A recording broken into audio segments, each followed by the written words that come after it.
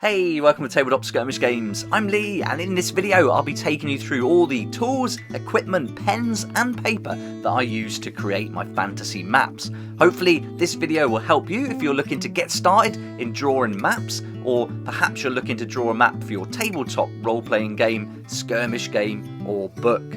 I'll put links to everything we go through in the description down below so you can easily find it if you'd like to add it to your collection.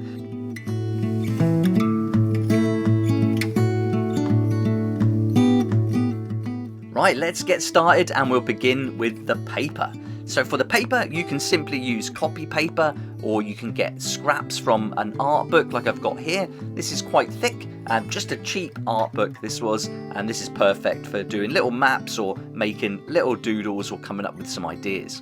Then you can get like a sketch pad like this, really handy to have an A6 sketch pad you can just keep in your pocket or in your bag. I really like this journal, and I use this a lot for drawing in pencil. So this is where I'll come up with ideas for my maps for the general layout. So this is going to be one we'll use in our new game, Lunaria Chronicles, and so that's a really cool book if you can find something like that. But my go-to workhorse, the book I use every day, is this journal, and I've got some here that I'm going to be using fresh for this series on how to draw fantasy maps, and you can get them in grids, in dotted and in lines. I like the grid journal the best, and this is just a great way to just get all your notes down, get all your thoughts onto paper, and a good way to collect it and have everything in one place. And nice smooth pages, pretty thick. You're going to get 180 pages in each of these journals, so they can last a fair amount of time. Price wise, these are really good at the moment, around £7, and so definitely get hold of those. But for me, for daily drawings, I use the brown book for pencil, and then my journal for anything with the ink pens. Then you want to go for something a bit bigger perhaps, so I like the A3 sketch pads. This is just a cheap one that I found in a local cheap shop here in the UK, and this is going to give about 80 pages to this book, and this is great when I want to refine those sketches a little bit more. And then there's the A3 Bristol board for when it's time to do the inking, and this is really super smooth, perfect for doing the ink. So Bristol board is for the completed pictures, but everything else is really just to get my ideas down, my doodles, and to start developing things. Here you can see on the page, this is how I would develop a character. So this is one of the characters for Lunaria Chronicles, and then I'll also just sketch out in ink sometimes, doing loads of different mountain styles there. Here you can see we've got buildings, rivers, trees, ponds, lakes, rocks and boats. So this is where I'm just kind of come up with a different style. And I'll be using all these different sketches in future videos. So I'll be taking you through in the next video how to draw trees for a town map, that kind of thing. But we'll look at all sorts, from coasts, waterfalls, ravines, cliffs, everything you could imagine for the different maps. Okay, so you might need some other paper, depending on what you want to do. If you play D&D or tabletop role-playing games, you might want some hex paper. You can find this hex pattern for free online to download and print off, but it's nice to have a book ready to go.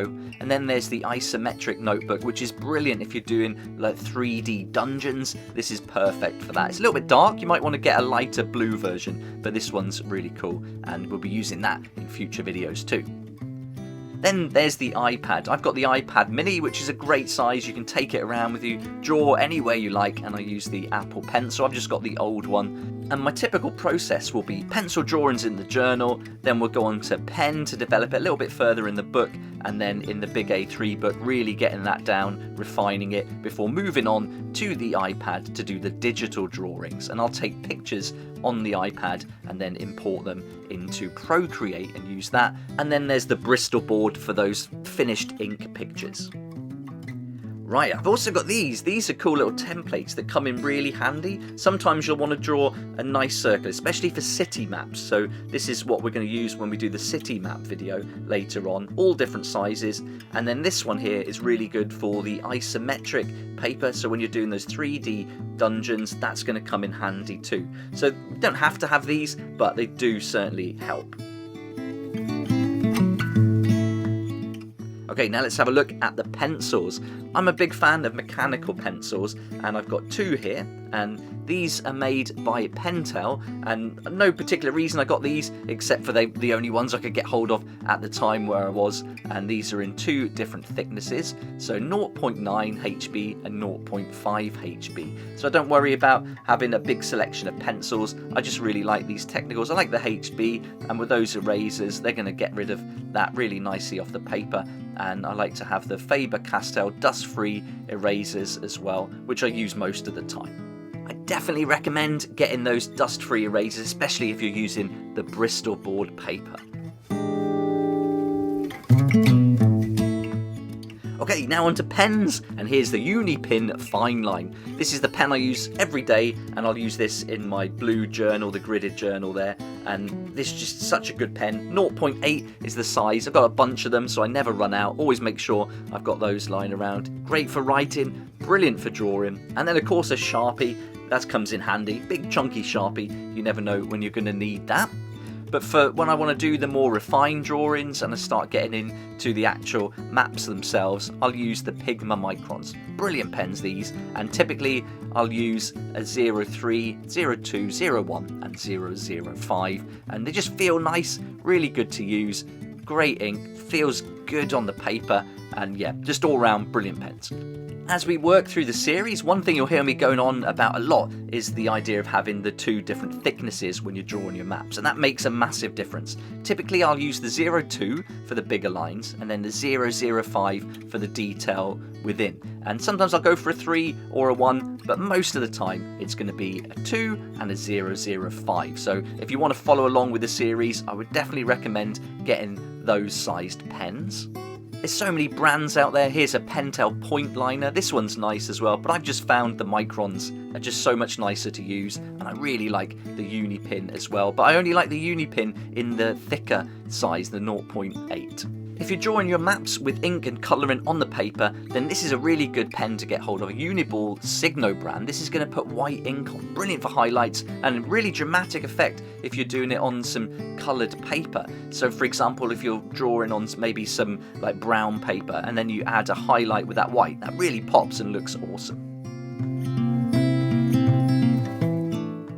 But this is all the pens and pencils for the line work. Now let's have a look at colour. And I use these just when I'm doing rough drawings. These are Colorista art markers. I went for the pastel colours, so they're a little bit paler than you see on the pen tops there. But when I do the colouring for print, I'll always do it in my Procreate app on the iPad, and then it's going to be exactly how I want it, and it's going to come out great when it's printed.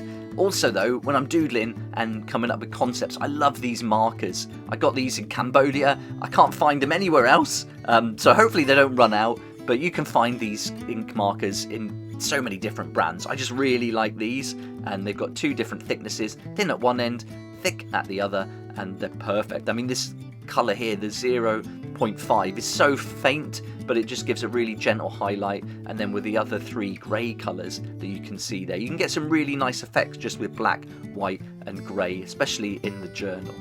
Then I've got a bunch of these colours. These are a lot bolder, so I tend not to use them as much, but sometimes it's fun if you want to add a bright colour and see what it's going to look like. These are good too. This one's nice, but typically I'll use all the different greys, and most of the time just those 3 I showed you first of all. That's pretty much it then. That's all the pens, pencils, paper and everything that I use to draw my fantasy maps. And if this is something you're interested in, check out my blog post that I did recently on preparing icons for fantasy maps, and get ready for this series where I'll be taking you through the steps that I'm going through to create all the maps for Lunaria Chronicles. This is my fantasy tabletop game that's going to be coming out in June 2024.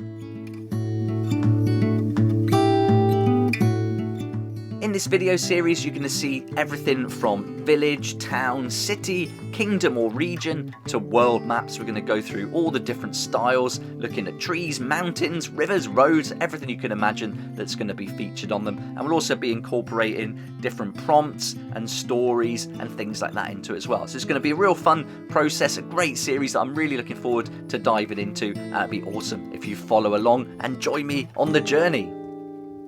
I hope you found this video helpful. The links are all down below and I'd love to hear what you think about it, so let me know in the comments down below. If you did like it, it'd be great if you hit the like button, subscribe as well so you can follow along with the series, and I look forward to seeing you here next time on Tabletop Skirmish Games.